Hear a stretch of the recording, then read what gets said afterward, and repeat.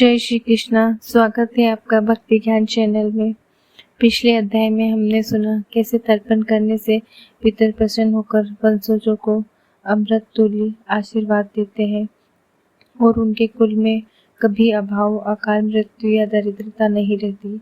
आज हम सुनेंगे पितृपक्ष में ब्राह्मण भोजन और अतिथि सत्कार का महत्व, जहाँ पुलस्त्य ऋषि भीष्म पितामह को बताएंगे कि कैसे अतिथियों और ब्राह्मणों को भोजन कराने से पितर संतुष्ट होकर वंश में सौभाग्य और अक्षय पुण्य की धारा प्रवाहित करते हैं।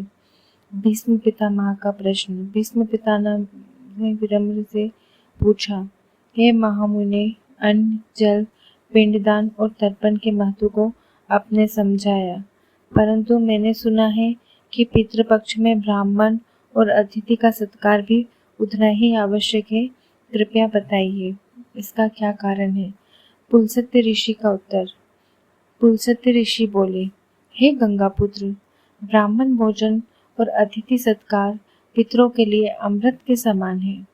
श्राद्ध क्रम में जब ब्राह्मण भोजन करते हैं तो उनके माध्यम से पितरों तक अर्पण पहुंचा है। इसलिए कहा गया है, अतिथि देवो भव और ब्राह्मणों द्वारपाल पितृनाम। जब ब्राह्मण संतुष्ट होकर आशीर्वाद देते हैं तो पितर भी उसी क्षण तृप्त होकर कहते हैं, वत्स, तूने हमें देवताओं के अतुल्य आदर दिया है। अब तेरे वंश में सौभाग्य और समृद्धि कभी छीन नहीं होगी। एक पौराणिक प्रसंग, नल और दमयंती की कथा। ऋषि ने कहा, एक समय राजा नल दरिद्र और दुखी हो गए। उन्होंने महर्षि कर्दम से उपाय पूछा। ऋषि ने कहा, राजन, पितृपक्ष में श्राद्ध से ब्राह्मणों को भोजन कराओ। राजा नल ने पितृपक्ष में अनेक ब्राह्मणों और अतिथियों को आदर सहित भोजन कराया।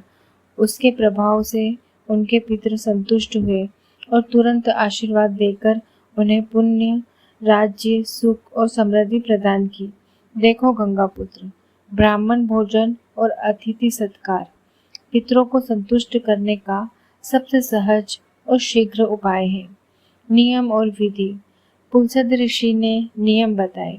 ब्राह्मणों को सदैव विनम्र भाव से भोजन कराना चाहिए। भोजन शुद्ध, सात्विक और श्रद्धा से पकाया हो।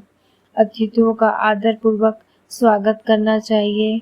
ब्राह्मणों व अतिथियों को भोजन के बाद यथाशक्ति दान देना चाहिए। इसके बाद इसकी क्या फलश्रुति हमें प्राप्त होती है? जो मनुष्य पितृपक्ष में श्रद्धा से ब्राह्मणों और अतिथियों को भोजन कराता है, उसके पितृ संतुष्ट होकर कहते हैं, वत्स, तूने हमें तृप्त किया है। अब तेरे कुल में कभी भी सतति, धन और ऐश्वर्य की कमी नहीं होगी। ऐसा करने वाले मनुष्य जन्म जन्मांतर के पापों से मुक्त होकर धन, सतति, सुख और अंत में परम पद प्राप्त करता है। समापन। हे भक्तों, आज आपने सुना कैसे ब्राह्मण भोजन और अतिथि सत्कार पितरों को तृप्त कर वंश में सौभाग्य और समृद्धि का मार्ग प्रशस्त करता है। अगले अध्याय में हम जानेंगे कि जहाँ पुलस्त्य ऋषि बताएंगे कैसे कुशा पितृकर्म का अभिन्न अंग है और इसके बिना श्राद्ध, तर्पण व दान अधूरा माना जाता है। तो जुड़े रहिए भक्ति ज्ञान के साथ। चैनल को सब्सक्राइब करें, घंटी दबाएं और इस कथा को अपने परिवार व मित्रों के साथ साझा करें। जय श्री